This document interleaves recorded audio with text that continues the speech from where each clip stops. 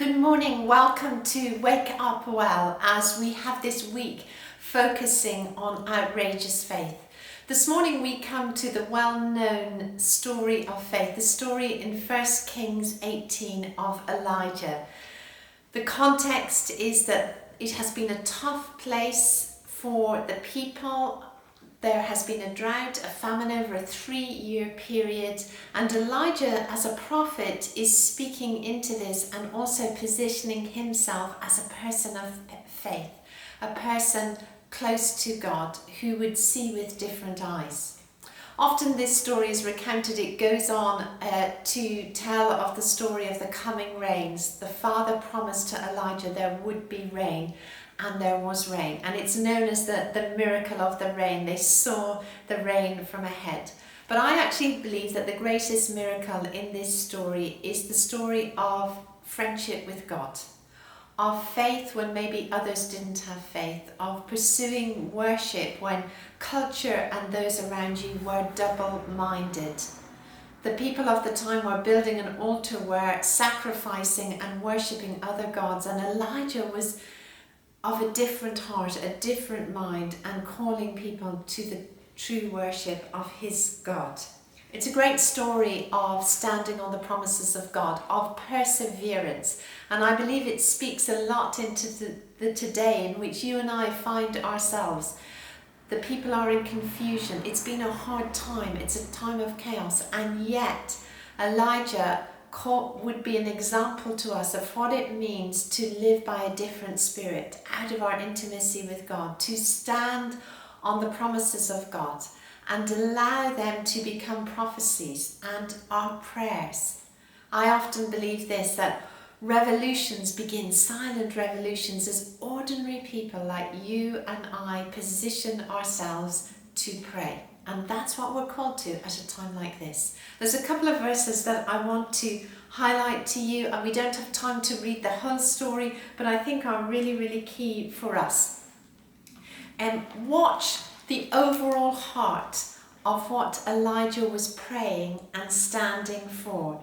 Verse 37, "O Lord, answer me so that these people will know you. Oh, that you are God and that you have brought them back to yourself." Let me remind you of that this morning. The ministry that you and I are engaged on is the same ministry that the Apostle Paul picked up on. And we read, for example, in 2 Corinthians 5, you and I are called to a ministry of reconciliation. We're praying and calling people back to God, that they would know that He's for them. He loves them. He desperately wants to walk in friendship with them. He's waiting for them. That is the starting point for our prayers. As we look at in nations in chaos, such as Afghanistan at this time, and our nation in a difficult time as all sorts of things are discussed this week, budget things, and we know there is hardship and suffering. As we watch people in confusion in terms of faith at this time, let us start with this prayer. Oh Lord, may they know you. It's so simple, but so, so powerful. And then I want to leave you with one last picture as well. It's the picture of what it meant to be the people caught up in the worshipping their gods. It's just a tiny detail that caught my attention when I meditated on this yesterday.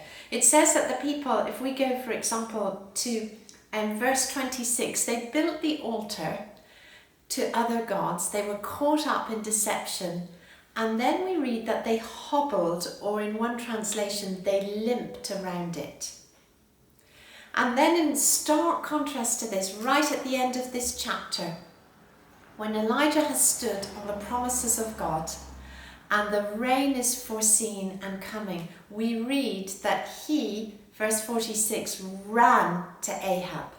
Think about that. The people were caught in confusion and hobbled and limped, but Elijah ran. Again, the Apostle Paul picks this up through the New Testament about us running the race, and we saw it in Hebrews as we meditated on that this weekend. Let loose, step out from the sin that so easily entangles, the confusion, the deception. So let me give you this invitation to end. It's with sensitivity that we walk in these times, friends. And this is how I would love to suggest to you, let us be slow to wait on God, to hear his voice, and let us be quick to walk in step with him and to act for him and to walk away from stuff that entangles us and the idols in our life and run to him and ultimately be ready to run with him as friends of God.